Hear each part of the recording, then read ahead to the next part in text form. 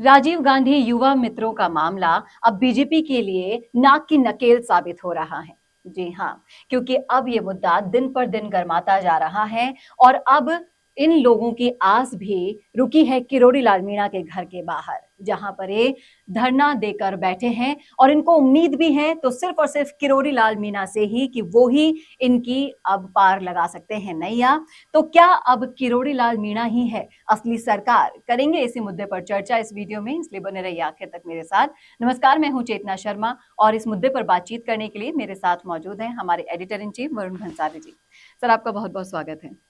तो मैं आपसे जानना चाहूंगी कि जैसा कि आरएस मेंस परीक्षा का जो मुद्दा था, वो भी कहीं ना कहीं किरोड़ी लाल मीणा जी ने जब भजनलाल जी से बात की थी, उसके बाद स्पष्ट संकेत दिए थे कि इस मुद्दे पर बातचीत होगी और एज इट इज वही हुआ। जो उन्होंने कहा था, जो उन्होंने उम्मीद जताई थी, वो पूरी हुई, डेट्स आगे बढ़ी। तो क्या अब राजीव गांधी मित्रों का जो मामला है, ये भी अब किरोड़ी लाल मीणा ही सुलझाएंगे? देखिए, वो सुलझाएं या ना सुलझाएं, या फिर आरएस का मुद्दा किरोड़ी लाल मीणा ने सुलझाया या नहीं सुलझाया, ये दूसरी बात है। पर मुद्दे की बात यह है कि जनता की आस किससे है, जनता की उम्मीद किससे है, जनता ये किसके लिए सोचती है कि यही हमारा काम करवा सकता है, वो केवल और केवल किरोड़ी लाल मीणा है। चाहे आरएस परीक्षार्थी हो, उन्होंने किरोड़ी लाल मीणा को बुलाया, वो उनके पास गए और उसी के बाद काम हुआ। भले ही कैबिनेट मीटिंग बुला के काम करवाया गया, लेकिन अभ्यर्थियों के दिल में यही है, उन्हें पता यही है, उन्हें इस बात की ही जानकारी है कि किरोड़ी लाल मीणा की वजह से ही हुआ।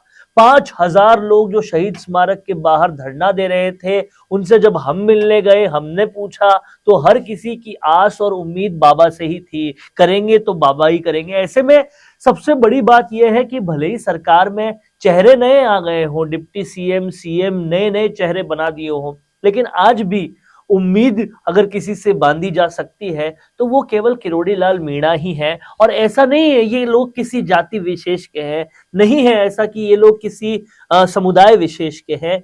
ये लोग तमाम सारी युवा ब्रिगेड, और ये युवा ब्रिगेड जब एक 70 वर्षीय पुरुष की तरफ देखती है तो वो उनके युवा होने की वजह से नहीं देखती, वो देखती इसलिए है क्योंकि यही है जो हमारे बारे में सोच सकते हैं, हमारा काम करा सकते हैं, और इन्हीं की वजह से हमारा काम हो सकता है। ये विश्वास, ये उम्मीद किरोड़ी लाल मीणा से है, और इसी वजह से अब ये किरोड़ी लाल मीणा के घर के बाहर धरना भी दे रहे हैं। और आप इस बात को समझिए कि किरोड़ी लाल मीणा ही वो शख्स है जिनकी लोकप्रियता का मल्टीप्लिकेशन बीजेपी को राजस्थान से कुछ रिजल्ट दिलवा सकता है।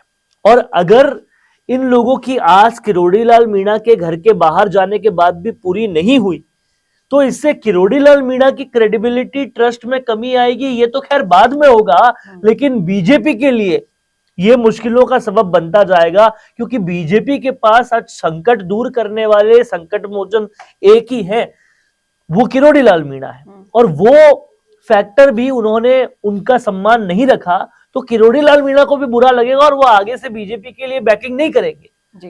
तो कहीं ना कहीं बीजेपी को अब सोचना पड़ेगा कि वसुंधरा को ड्रॉप करने के बाद आपका जो एकमात्र सबसे लोकप्रिय चेहरा है, उसको अगर आपको लोकसभा में यूज करना है, पूर्वी राजस्थान को लाना है, और कहीं ना कहीं किरोड़ी लाल मीणा के लोकप्रियता को आपको लोकसभा चुनाव में इनकैश करना है, तो उनको पहले खुश करना पड़ेगा।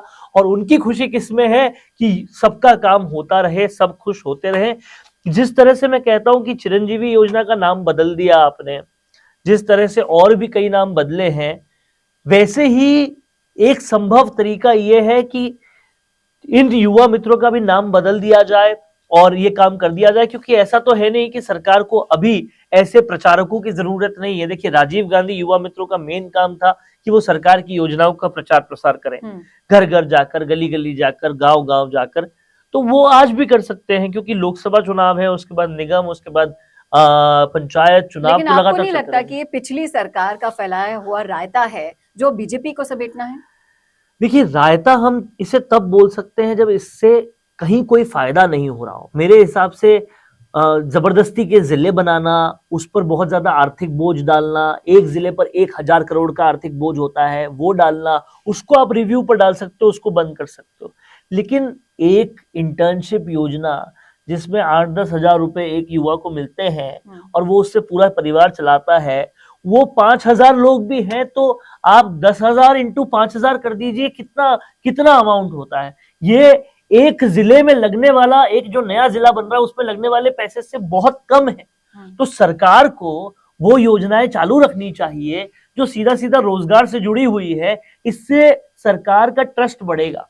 और आप ये समझिए, ये जो युवा है वो तो हर तरीके से सरकार के काम के हैं। एक तो वो युवाओं में अच्छा मैसेज जाता है कि सरकार बेरोजगारों के लिए अच्छा काम कर रही है, और उन्होंने बिना कांग्रेस बीजेपी देखे इनको आगे बढ़ाया। दूसरा ये कि इनका काम ही सरकार की योजनाओं का प्रचार प्रसार करना है। तो अब जो बीजेपी सरकार ने अच्छी योजनाएं लाई है, जैसे चिरंजीवी योजना का नाम बदलकर उसमें कैंसर को इंक्लूड कर दिया है, और भी कई जो काम कर रहे हैं, ईआरसीपी लाए हैं, इनको आप जगह जगह जाकर अगर बताओगे तो लोकसभा चुनाव में बेनिफिट किसको मिलेगा? बीजेपी को ही मिलेगा।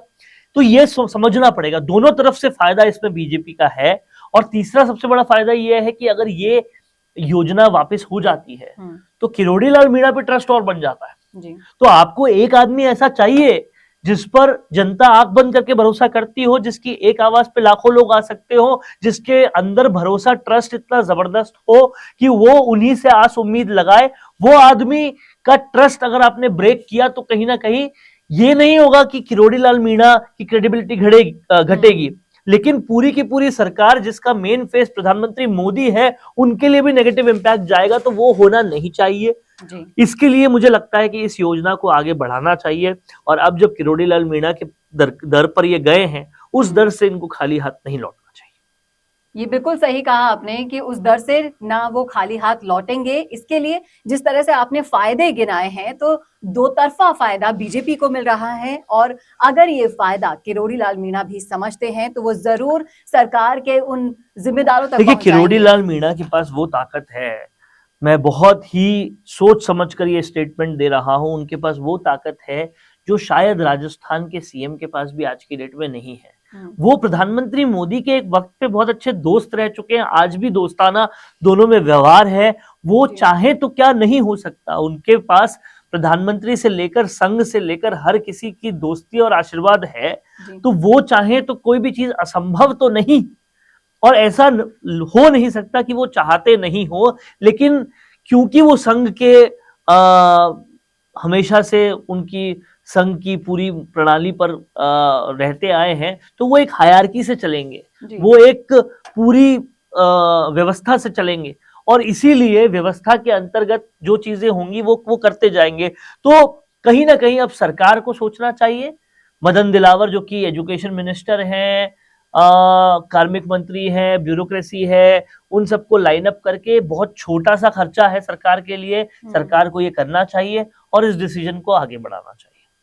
जी बिल्कुल सही कहा आपने ये चीज कि इस पर सोचना बहुत जरूरी है, नहीं तो बीजेपी के लिए राजीव गांधी मित्र खतरा भी साबित हो सकते हैं, क्योंकि ये मुद्दा युवाओं से जुड़ा हुआ है। और नंबर में अगर आप देखें तो ये 5,000 नहीं है केवल, आप इस नंबर को बहुत बड़े स्तर से देख सकते हैं। ये कैलकुलेशन जो है मैं आज आपको दे रहा हूं, इसको ध्यान से देखिएगा। बीजेपी के लोग, बीजेपी के आलाकमान, राजीव गांधी मित्र, तमाम सारे लोगों के लिए कैलकुलेशन है।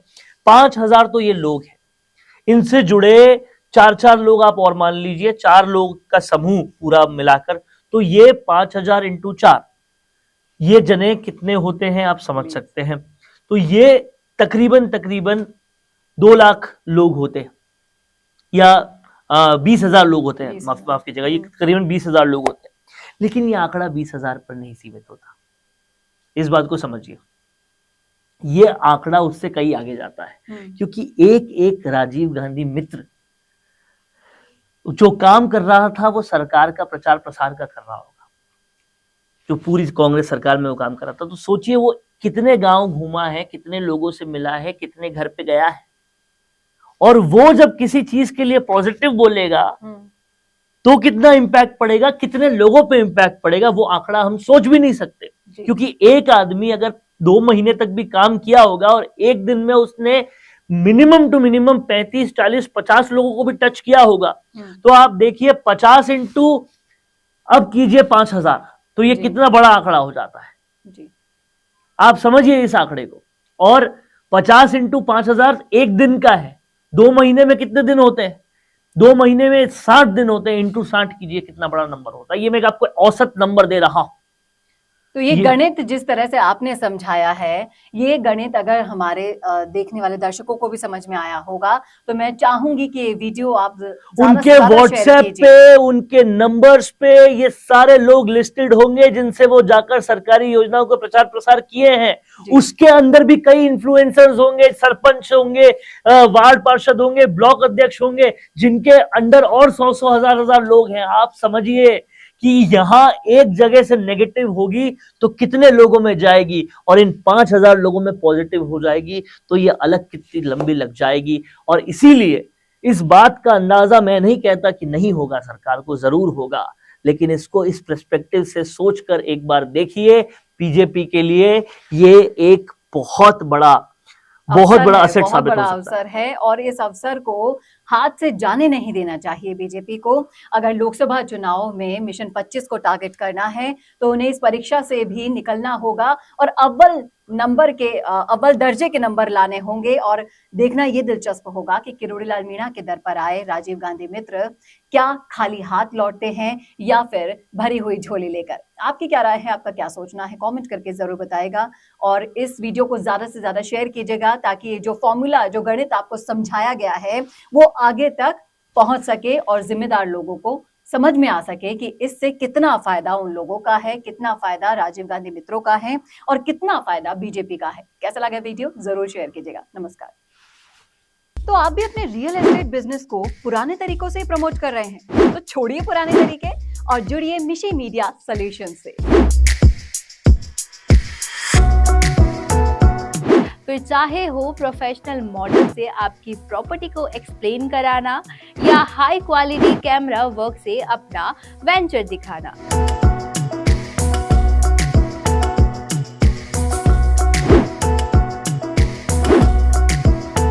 मिशी मीडिया सॉल्यूशंस प्रोवाइड कराते हैं वीडियो प्रोडक्शन की वर्ल्ड क्लास फैसिलिटीज।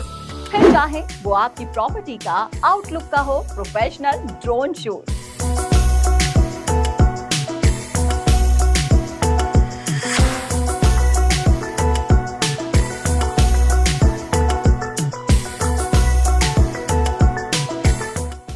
सब पाए एक ही जगह पर आपकी शानदार सर्विसेज में हमारा वीडियो प्रोडक्शन लगाएगा 4 चांद।